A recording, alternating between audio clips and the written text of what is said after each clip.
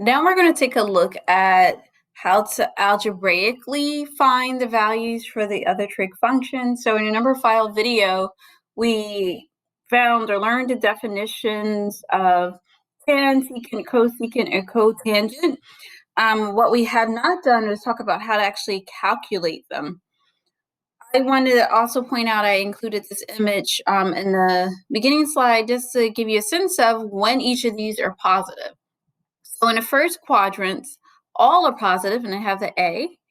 In the second quadrant, sine and cosecant are positive.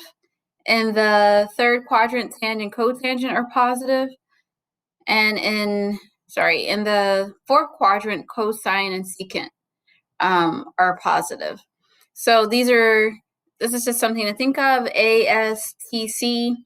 So it's like all science teachers are crazy, or all students take calculus. Like there are different acronyms that you can remember to help you remember which ones are positive.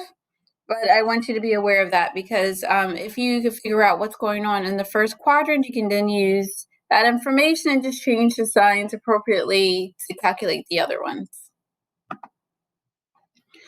So the definitions of cosecant, secant, and cotangent are given here. So you would have already seen tangent before in geometry.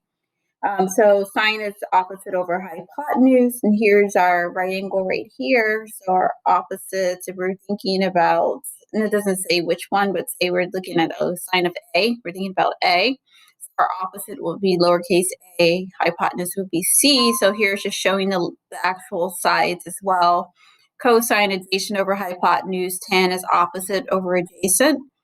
And the other three, it turns out they're merely just reciprocals of what we already know. So sine and cosecant are reciprocals, tangent and cotangent are reciprocals, and secant and cosine are reciprocals.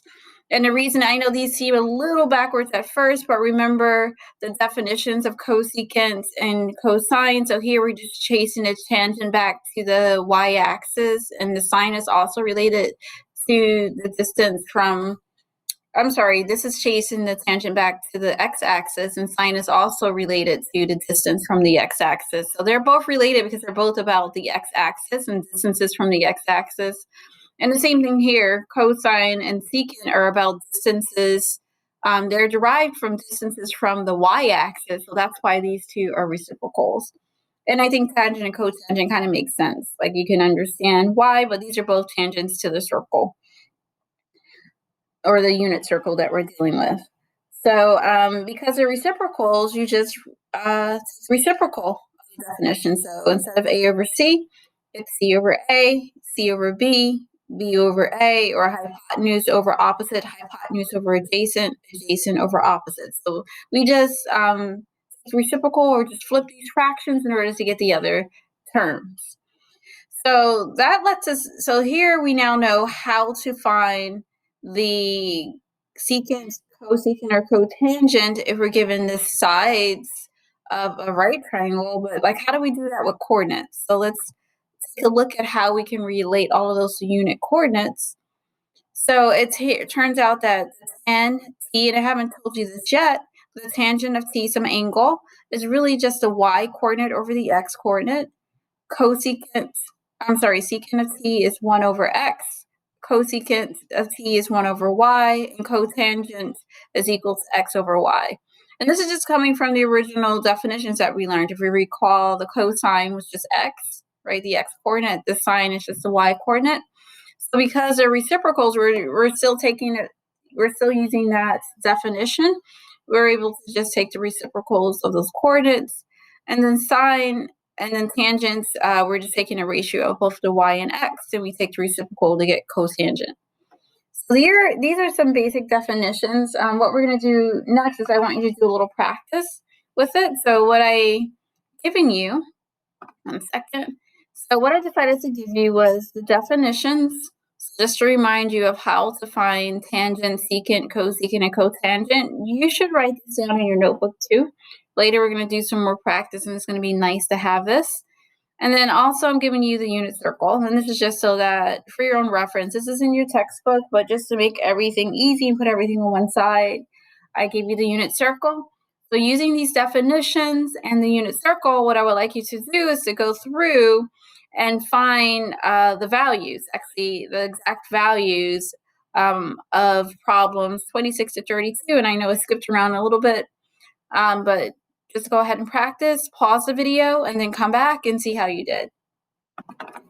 Now I'm going to go over the answers for each of these problems. So the cosine of pi over 6, remember cosine is just our x-coordinate, so we find pi over 6 on our unit circle, and we see that the x-coordinate is square root of 3 over 2.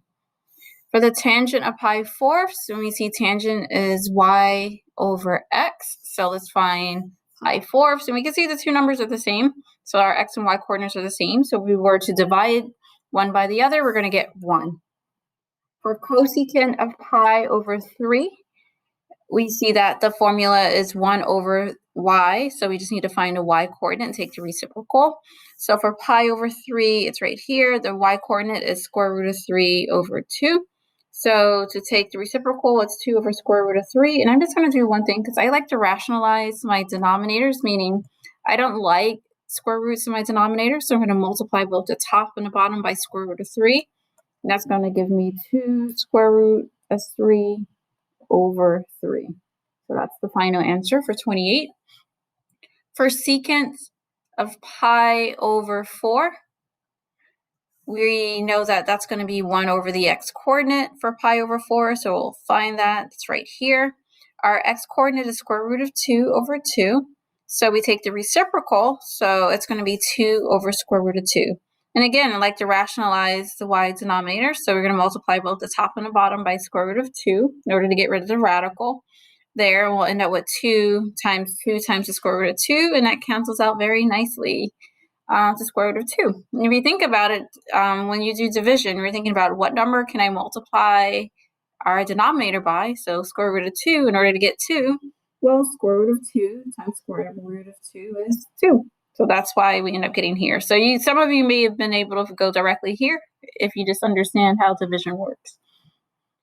So for 30, secant of 11 pi over 3. Secant, again, it's 1 over your x-coordinate.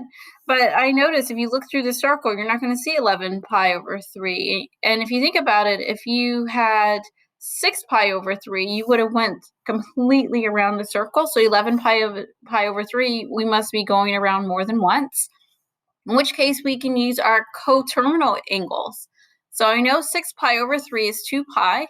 So if I subtract 6 pi over 3 from 11 pi over 3, I'll be left with 5 pi over 3. So I know where I am after going around the unit circle, right? I'm going to get rid of any complete revolutions so that I know where exactly I am here. So I know I'm going to go around once, and then I'm going to go 5 pi over 3 more in order to get to my angle. So now I could look up 5 pi thirds. So if I look through my circle for 5 pi thirds, I'm going to find it right here. And I know that I'm taking 1 over my x-coordinate, and my x-coordinate is 1/2. So the reciprocal of that is 2.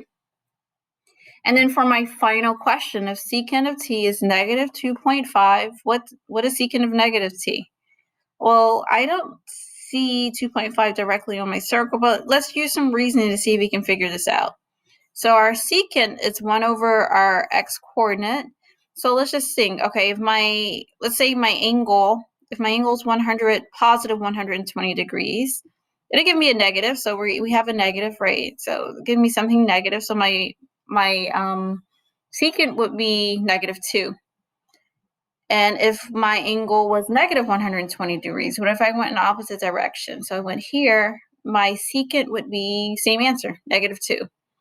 Well, let's try 135. Let's try more examples. What if the secant of 135 degrees? So if I went positive 135 degrees, my secant is negative 2 over square root of 2. And if I went negative 135 degrees, my secant is negative 2 over square root of 2. So there seems to be a clear pattern here, right? It seems like the secant of positive t or positive angle is always the same as the secant of the negative angle. So using that pattern, if secant of t is equal to negative 2.5, then the secant of negative t must also be equal to negative 2.5. So here I'm just using my reasoning skills in order to figure out this answer. Later on, we're going to talk about how you can do this directly. So you can actually use a calculator to calculate this directly. But right now, we're just using a unit circle and some reasoning skills.